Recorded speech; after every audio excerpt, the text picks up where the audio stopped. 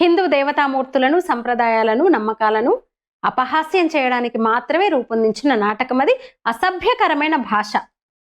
హిందూ దేవతామూర్తులు, పురాణ పురుషుల్ని, ఆ ఇతిహాసాల్లో ఉన్న పాత్రల్ని, ఆ పురాణాల్లో ఉన్న ముఖ్యమైన పాత్రల్ని, హిందువులు ఒక దైవంగా కొలిచే ఆ పాత్రల్ని, అవతార పురుషులుగా భావించే ఆ పాత్రల్ని పూర్తిగా వాటి పట్ల ఒక అసభ్యకరమైన భాష వాడుతూ డిజైన్ చేసిన డ్రామా అన్నమాట అది.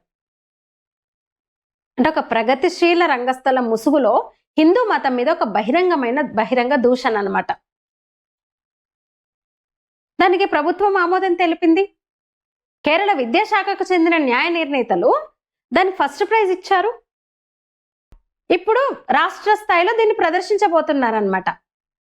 రాష్ట్ర స్థాయి కళోత్సవాల్లో, యువజనోత్సవాల్లో మలప్పురం నుంచి ఆ టీము ఈ నాటకాన్ని ప్రదర్శించబోతుంది.